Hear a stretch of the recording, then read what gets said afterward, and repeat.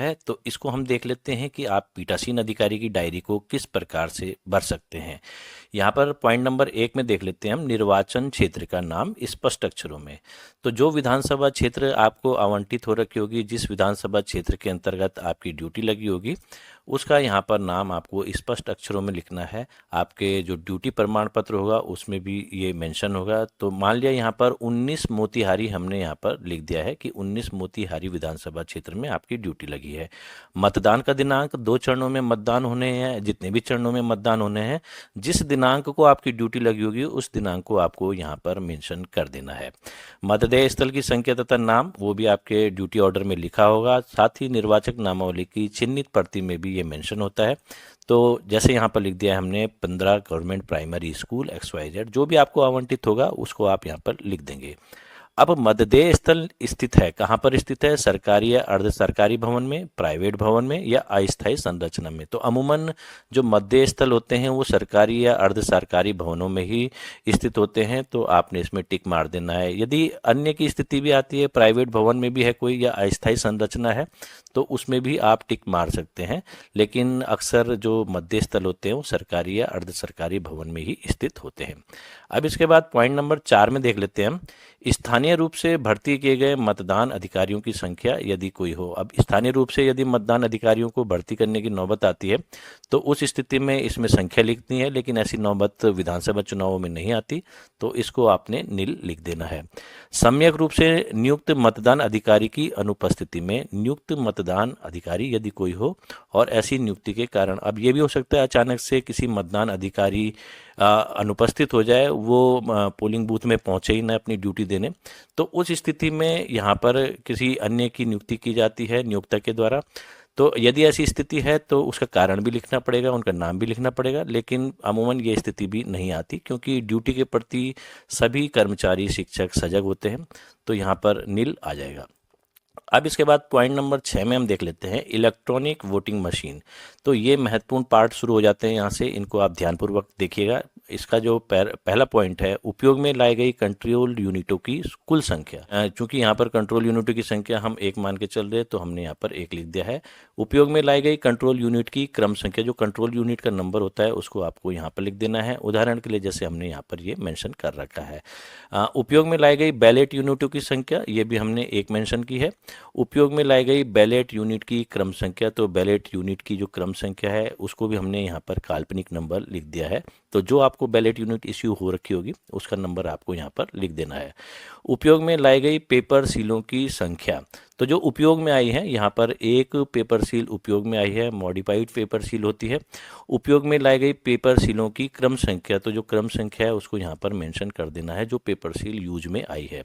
आपूर्ति किए गए स्पेशल टैगों की कुल संख्या, जो स्पेशल टैग आपको मिले होंगे उनकी कुल संख्या लिखनी है। तो 3 आपको मिले होंगे, उनका क्रम संख्या भी लिखनी है। मान लिया कि 20-121 से 20-123 तक आपको ये स्पेशल टैग मिले हैं, तो उनको आपको यहाँ पर लिख देना है। जो कंट्रोल यूनिट का क्लोज बटन होता है उसको ये कवर करने के काम आता है स्पेशल टैग, तो यहाँ पर हमने इसको लिख दिया है कि इतने क्रम संख्या में मिली है। अब उपयोग में लाए गए स्पेशल टैग की संख्या, एक स्पेशल टैग उपयोग में आ गया है जिसकी क्रम संख्या 20-121 है।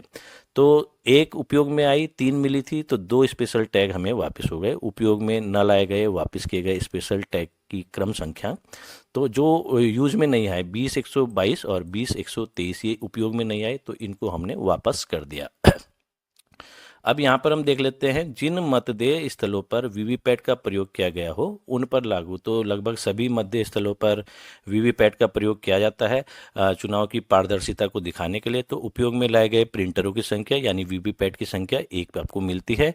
प्रिंटर्स की क्रम संख्या, जो वीवीपैट का क्रम संख्यांक होगा उसको भी आप यहाँ पर मेंशन कर देंगे। अब यहाँ पर पॉइंट नंबर 8 में देख लेते हैं मतदेय स्थल पर मतदान अभिकर्ता नियुक्त करने वाले अभ्यर्थियों की संख्या। अब जो कैंडिडेट होते हैं जो चुनाव लड़ रहे हैं उन्होंने संबंधित पोलिंग बूथ में अपने पोलिंग एजेंट भी नियुक्ति किए होंगे, तो उनकी संख्या यहाँ पर हमें मेंशन करनी है। आप अपने पोलिंग बूथ में जो भी पोलिंग एजेंट आ रखे होंगे, नियुक्त हो रखे होंगे, उनकी संख्या अपने हिसाब से मेंशन कर सकते हैं। यहाँ पर हम उदाहरण के लिए आपको बता देते हैं, मतदान के प्रारंभ में उपस्थित मतदान अभिकर्ताओं की संख्या, मान लिया कि 6 ऐसे पोलिंग एजेंट है जो मतदान जब शुरू हुआ उस समय उपस्थित थे, और मतदान अभिकर्ताओं की संख्या जो विलंब से आए, जो लेट से आए, वो मान लिया कि 2 है। मतदान की समाप्ति पर उपस्थित मतदान अभिकर्ताओं की संख्या, टोटल मतदान अभिकर्ता जो है 6 और 2 8 है, लेकिन एक मतदान अभिकर्ता अनुपस्थित था जब मतदान की समाप्ति के समय, तो यहाँ पर हमने इसको 7 लिख दिया कि 7 पोलिंग एजेंट उस समय उपस्थित थे। अब यहाँ पर हम देख लेते हैं, मतदेय स्थल पर विनिश्चित मतदाताओं की कुल संख्या, तो कुल टोटल कितने वोटर हैं आपके पोलिंग बूथ में, वो यहाँ पर लिखना है, जो कि निर्वाचक नामावली की चिन्हित प्रति में मेंशन होगा। इसमें पुरुष भी शामिल होंगे, महिला भी शामिल होंगी, थर्ड जेंडर भी शामिल होंगे। तो मान लिया कि जो पोलिंग बूथ आपको आवंटित हो रखा है उसमें 900 कुल वोटर हैं। तो यहाँ पर अब अगला देख लेते हैं पॉइंट, निर्वाचक नामावली की चिन्हित प्रति के अनुसार मतदान करने के लिए अनुमत निर्वाचकों की कुल संख्या, जिनको मतदान देने के लिए आगे भेज दिया गया द्वितीय मतदान अधिकारी के पास, उनकी जो कुल संख्या है वो 780 है। मान लिया 900 वोटर हैं तो 900 के 900 वोटर वोट नहीं देते, कुछ अनुपस्थित भी रह जाते हैं, तो मान लिया कि 780 वोटर आए। और मतदाताओं के रजिस्टर प्रारूप 17 का यानी कि 17A में यथा प्रविष्ट निर्वाचकों की कुल संख्या, जो 17 का में एंट्री हो रखी है, मतदाता रजिस्टर 17 का में, जिसका प्रभारी द्वितीय मतदान अधिकारी होता है, उसमें जो निर्वाचकों की प्रविष्टि हुई है वो 780 निर्वाचकों की प्रविष्टि हुई है, जिनमें उनके हस्ताक्षर भी हुए हैं या फिर अंगूठे का निशान भी लगा है। वोटिंग मशीन के अनुसार रिकॉर्ड गए मतों की कुल संख्या ये भी 780 है। और मतदाताओं की संख्या जिन्होंने मत ना देने का विनिश्चय किया हो, यदि कोई हो, तो मान लेते हैं कि आपके केस में कोई भी ऐसा वोटर नहीं था जिसने जब मतदाता रजिस्टर 17 का में एंट्री भी हो गई लेकिन उसने मतदान ना करने का विनिश्चय कर लिया हो, तो ये 0 हमने लिख दिया है, नील लिख दिया है। यहाँ पर प्रथम मतदान अधिकारी के हस्ताक्षर करवा लेंगे और यहाँ पर द्वितीय मतदान अधिकारी के हस्ताक्षर हो जाएंगे, क्योंकि मतदाताओं के रजिस्टर के प्रभारी मतदान अधिकारी के हस्ताक्षर, जो मतदाताओं का जो रजिस्टर होता है 17 का, उसके प्रभारी द्वितीय मतदान अधिकारी होते हैं, तो उनके सिग्नेचर यहाँ पर दाईं तरफ करवा देंगे। अब इसमें हम आगे देख लेते हैं, मतदान करने वाले निर्वाचकों की कुल संख्या, जिन्होंने मतदान किया है 900 कुल वोटर थे, लेकिन जिन्होंने मतदान किया है वो टोटल 780 हैं। अब 780 में पुरुष हैं 400, महिलाएं हैं मान लिया 380, जो थर्ड जेंडर हैं वो 0 है, तो कुल ये 400 और 380 780 यहाँ पर वोटर आ जाते हैं। अब चुनौती युक्त चैलेंज मत, अब चुनौती यदि चैलेंज मत का प्रावधान आपके पोलिंग बूथ में हो गया है तो उसकी संख्या हम यहाँ पर लिख देंगे कि मान लिया 1 चैलेंज वोट आपके पोलिंग बूथ में पड़ा है। अगर नहीं पड़ा है तो इसको आप 0 लिख दें। अस्वीकृत संख्या ये नील है कि इनको अस्वीकार नहीं किया गया, और जो जब्त की गई धनराशि है वो 2 रुपये हमने यहाँ पर लिख दिया कि 2 रुपये चैलेंज मत के रूप में हमें प्राप्त हुए। उन व्यक्तियों की संख्या जिन्होंने निर्वाचन ड्यूटी प्रमाण पत्र ईडीसी प्रस्तुत करने पर मतदान किया, तो जो ईडीसी होता है इलेक्शन ड्यूटी सर्टिफिकेट, वो लोकसभा चुनावों के लिए अक्सर होता है, ईडीसी के जरिए वोट दिया जाता है, क्योंकि सामान्यतः एक ही जो संसदीय क्षेत्र होता है और वहीं के जो निवासी जो शिक्षक हैं, कर्मचारी, उनकी ड्यूटी उन्हीं के संसदीय क्षेत्र में कहीं ना कहीं लग जाती है, तो उस कंडीशन में वो ईडीसी के जरिए वोट दे देते हैं, जो ईवीएम मशीन के ही जरिए। लेकिन विधानसभा चुनावों में चूंकि उसी विधानसभा क्षेत्र के अंतर्गत उनकी ड्यूटी नहीं लगती, शिक्षकों एवं कर्मचारियों की, जिस विधानसभा क्षेत्र के वो निवासी है, तो उस कंडीशन में उनको पोस्टल बैलेट का उपयोग करवाया जाता है। तो विधानसभा चुनावों में ईडीसी का जो मामला है वो बिल्कुल नील ही रहता है, तो यहाँ हमने नील लिख दिया। ये कंडीशन आपके पोलिंग बूथ में भी नहीं आएगी।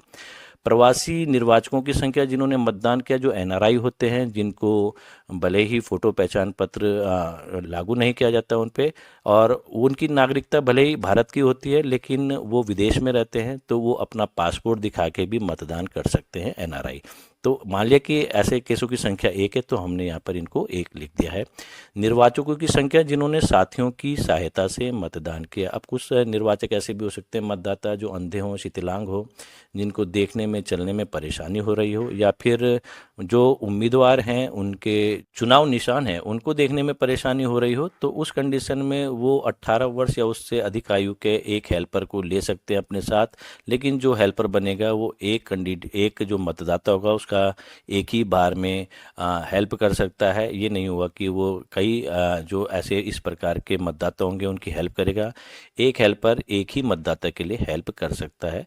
प्रॉक्सी द्वारा दिए गए मतों की संख्या 2 है। मान लिया कि प्रॉक्सी वोटर, जैसे आप जानते हैं, कुछ वर्गीकृत सेवाओं में कार्य करने वाले जो कर्मचारी होते हैं, जैसे सेना के जवान हैं, वो चुनाव की डेट के समय उपस्थित नहीं हो पाते, तो वो अपना अधिकृत कर देते हैं अपने वोटर के रूप में अपनी माता को, पिता को, भाई को, बहन को या धर्मपत्नी को, तो उनको प्रॉक्सी वोटर बोला जाता है। तो मान लिया कि उनकी संख्या 2 है प्रॉक्सी वोटर की संख्या। निविदा मतों की संख्या, टेंडर वोट की संख्या, मान लिया कि आपके पोलिंग बूथ में 1 पड़ी है। अगर नहीं पड़ी है तो इनको 0 भी लिख सकते हैं आप, यहाँ पर भी 0 लिख सकते हैं प्रॉक्सी वोटर के केस में। अगर आपके पोलिंग बूथ में प्रॉक्सी वोटर का प्रावधान नहीं हुआ है तो उसको भी 0 लिखिए। और निविदा मतों की संख्या यदि पड़ी है तो उसकी संख्या लिखिए, अन्यथा की स्थिति में यहाँ पर भी आप 0 लिखिए। इसी प्रकार से यदि जो निर्वाचकों की संख्या जिन्होंने साथियों की सहायता से मतदान किया, अगर कोई नहीं है तो उसको 0 लिख सकते हैं। एनआरआई यदि कोई नहीं है तो उसको भी 0 लिख सकते हैं। लेकिन यदि है तो हम सारे केसेस लेके यहाँ पर चल रहे हैं, उनकी संख्या हमने लिख दी है। अब यहाँ निर्वाचकों की संख्या जिनसे उनकी आयु के संबंध में घोषणा प्राप्त की गई। मान लिया किसी जो मतदाता है उसकी आयु के संबंध में जो पीठासीन अधिकारी है उनको डाउट होता है, तो ऐसी स्थिति में जो पीठासीन अधिकारी होते हैं वो संबंधित मतदाता से निर्धारित प्रारूप में उनकी आयु के संबंध में घोषणा ले सकते हैं। तो मान लिया कि जिन्होंने घोषणा दे दिया, हस्ताक्षर कर लिए हैं, उनकी संख्या 2 है, और जिन्होंने ऐसी घोषणा से देने से इनकार कर दिया है वो 0 है। क्योंकि अक्सर सभी घोषणा दे देते हैं क्योंकि उन्हें मताधिकार का प्रयोग करना होता है, तो ये 0 मान लेते हैं। क्या मतदान स्थगित करना आवश्यक था? यदि ऐसा था तो ऐसे स्थगन के कारण दें। तो मतदान आपके केस में मान लिया कि ईश्वर न करे स्थगित करने की कोई चांस है, तो यहाँ पर हमने नो ही लिखा है इसको। अब यहाँ पर प्रत्येक 2 घंटे में डाले गए मतों की संख्या, ये महत्वपूर्ण है, इसको आप ध्यानपूर्वक देखिएगा। और जो ये टाइमिंग है, ये आपके राज्य में जो चुनाव हो रहा होगा, हो सकता है कि राज्य निर्वाचन आयोग के द्वारा समय को बदला भी जा सकता है। फिलहाल जो समय है 7 से सुबह 7 बजे से शाम के 6 बजे तक है, हो सकता है इसमें कुछ परिवर्तन भी हो जाए, तो इन समयों को अंतिम ना माना जाए। जैसे ही राज्य निर्वाचन आयोग समय में फेरबदल करता है तो आप उसके अकॉर्डिंग ही आपको ये प्रिंटेड पर्चे मिलेंगे जो पीठासीन अधिकारी की डायरी है, और उसको आपको तब उसी हिसाब से मेंशन करना है। फिलहाल हम ये मान के चलते हैं कि 7 बजे यदि मतदान आरंभ हो जाता है तो 7 से 9 बजे के बीच में मान लिया कि 60 जो वोटर हैं उन्होंने अपना वोट दिया, तो यहाँ हमने 60 लिख दिया है। इसी प्रकार से 9 बजे से 11 बजे पूर्वाह्न तक 150 वोटरों ने वोट दे दिया है। जो ये 2 घंटे का वोटर है, 9 बजे से 11 बजे 2 घंटे होते, तो 2 घंटों के अंदर में 150 वोटरों ने वोट दिया, और इससे पिछले 2 घंटों में 60 वोटरों ने वोट दिया। तो क्यूमुलेटिव भी ऐड कर सकते हैं, जैसे 60 प्लस 150 210, इसको अपनी सुविधा के लिए आप यहाँ पर लिख सकते हैं ताकि ये मैचिंग हो जाए कि जब अंतिम मतदान पड़ जाए तो ये पूरा टोटल वही होना चाहिए जो मतदाताओं के रजिस्टर 17 का में है। इसी प्रकार 11 बजे से 1 बजे तक, अपराह्न 1 बजे तक, मान लिया कि इन 2 घंटों में 200 वोटर्स ने वोट दिया, तो 210 पहले दे चुके हैं, तो 210 प्लस 200 इक्वल टू 410, ये भी लिख सकते हैं। और आप केवल सिंपल इतना भी लिख सकते हैं, क्यूमुलेटिव जो ऐड कर रहे हैं उनको लिखने की आपको आवश्यकता भी नहीं है, परंतु अपनी सुविधा के लिए यदि आप लिखना चाहें तो इसको आप लिख सकते हैं। इसी प्रकार दोपहर 1 बजे से 3 बजे अपराह्न तक, मान लिया कि इन 2 घंटों में 240 वोटर्स ने वोट दिया, तो पिछले जो घंटे थे 2 4 6 घंटे, उनमें 410 वोटर्स वोट दे चुके हैं, प्लस 240 ही आ गए, तो 650 कुल वोट पड़ चुके हैं। और इसके बाद 3 बजे से जब चुनाव की समाप्ति होगी, मान लिया कि 130 वोटर्स ने वोट दे दिया है, चुनाव की समाप्ति का जो समय होगा उसको आप लिखना पड़ेगा। अब ये ज़रूरी नहीं है कि 6 बजे तक का ही टाइम हो तो आप 6 बजे लिखें, हो सकता है कुछ मतदाता ऐसे हों जो पंक्तियों में खड़े हों, पोलिंग बूथ के अंदर हो, गेट के अंदर हो, पंक्तियों में खड़े हों, और वो 20-25 हो, तो उनमें समय यहाँ पर फेरबदल हो सकता है। 6 बजे भले ही चुनाव की समाप्ति की घोषणा है, लेकिन यदि पंक्ति में कोई खड़े हैं तो 6 के 7 भी बज सकते हैं, तो यहाँ पर समय आपको अपने अकॉर्डिंग लिखना होगा।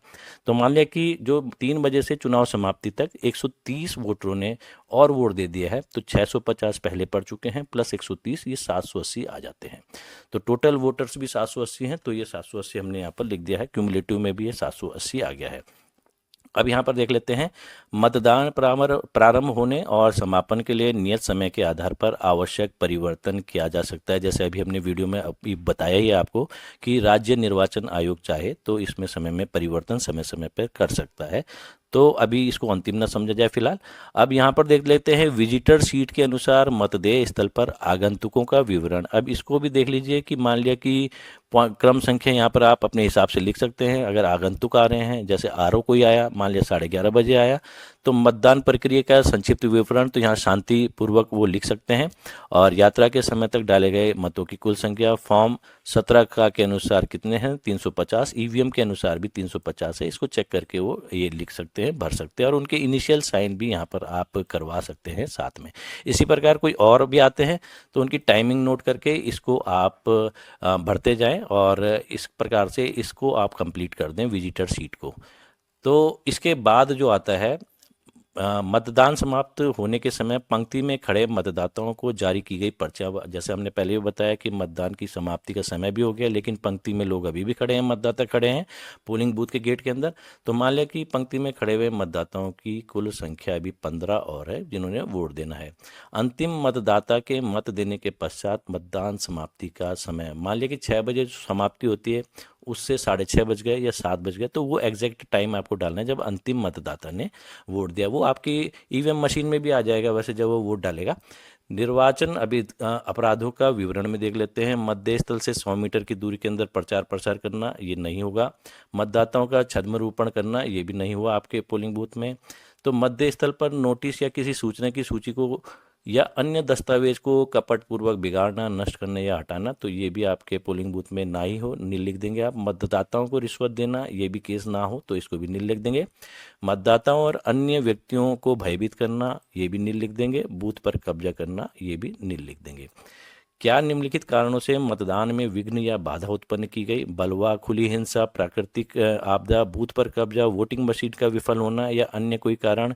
कृपया उपयुक्त में के बारे में पूर्ण विवरण दें। यदि आपके पोलिंग बूथ में इस प्रकार की कोई घटना होती हो तो उसका आपको कारण देना है टिक लगा के। अगर ऐसी घटना नहीं हुई, ईश्वर करे ना ही हो, तो बढ़िया होगा, तो इसको आप नील लिख देंगे। इसके बाद क्या मतदेय स्थल पर उपयोग में लाई गई किसी भी वोटिंग मशीन में गड़बड़ी हुई थी? तो पीठासीन अधिकारी की अभिरक्षा से अवैधानिक रूप से छीनकर, आकस्मिक या जानबूझकर, गुम या नष्ट करके या नुकसान पहुंचा रही है छेड़खानी करके, तो इसको भी आप नील लिख देंगे। ऐसी भी घटना आपके पोलिंग बूथ में ना हो। अभ्यर्थियों अभिकर्ताओं द्वारा की गई गंभीर शिकायतें, यदि कोई हो, जो चुनाव लड़ रहे हैं या पोलिंग एजेंट है उनके द्वारा यदि कोई शिकायत की गई है, गंभीर शिकायतें, तो आप उसका विवरण लिखेंगे। अत्यंत की स्थिति में यहाँ पर भी नील लिख देंगे। कानून और व्यवस्था को भंग करने संबंधी मामलों की संख्या ये भी ना हो आपके केस में, तो इसको भी नील लिख देंगे। मतदेय स्थल पर की गई त्रुटियों और अनियमितताओं की रिपोर्ट यदि कोई हो तो इसको भी आपको नील लिख देना है। क्या आपने मतदान के प्रारंभ के पूर्व और यदि आवश्यक हो मतदान के बीच जब किसी नई वोटिंग मशीन को उपयोग में लाने और यथा मतदान की समाप्ति पर जो आवश्यक हो घोषणाएं की हैं, तो आप इसको यस लिख देंगे। यहाँ पर स्थान डाल देंगे, तारीख डाल देंगे, पीठासीन अधिकारी के हस्ताक्षर हो जाएंगे और यह डायरी मतदान मशीन, विजिटर सीट, पर्यवेक्षण की 16 बिंदु वाली प्रेक्षक की रिपोर्ट और अन्य सीलबंद अभिलेखों के साथ रिटर्निंग ऑफिसर को भेजनी चाहिए। तो इस प्रकार आप ये जो पीठासीन अधिकारी की डायरी है उसको भर सकते हैं।